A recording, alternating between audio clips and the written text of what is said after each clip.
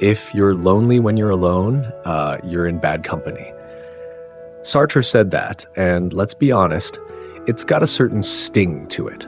The kind of thing that sounds cool in a Paris cafe, but hits differently at 2 a.m. when you're scrolling memes and wondering why your plants are the only ones who seem to enjoy your presence.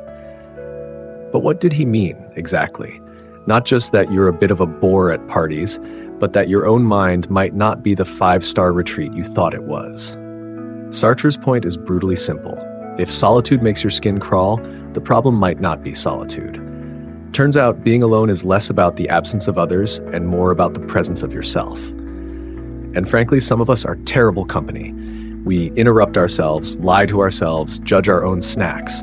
Imagine being stuck in a lift with you. No wonder the existentialists were chain smoking. Pascal, yes, the triangle guy, once said all of humanity's problems stem from our inability to sit quietly in a room alone. He didn't even say most. He went all in.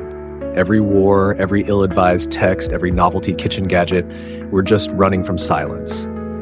Schopenhauer, who makes Sartre look like a motivational speaker, took it a step further. He believed that you can only truly be yourself when you're alone. Which makes sense, because nobody wants to be caught doing their weird little routines.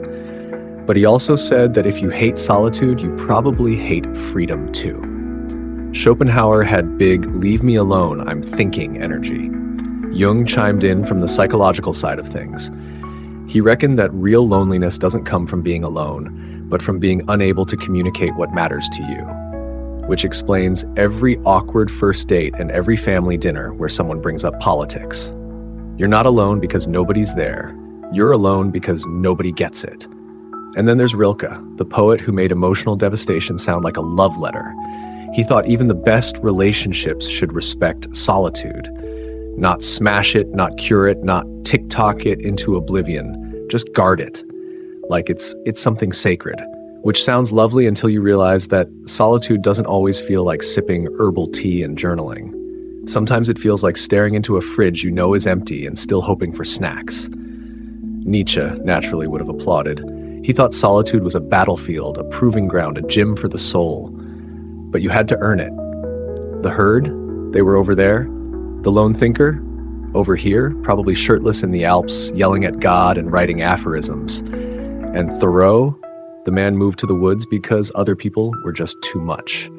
He found companionship in trees, frogs, and probably his own reflection. His idea of a good time was sitting by a pond for 4 hours in silence, which, to be fair, beats most meetings.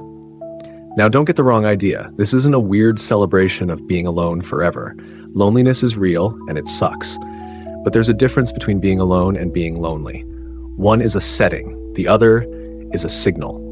If you're always aching to be with someone else, maybe it's because being with yourself doesn't feel like home. That's the bad company Sartre was talking about, the inner critic, the highlight reel of regrets, the nagging sense that if you slow down, the truth might catch up.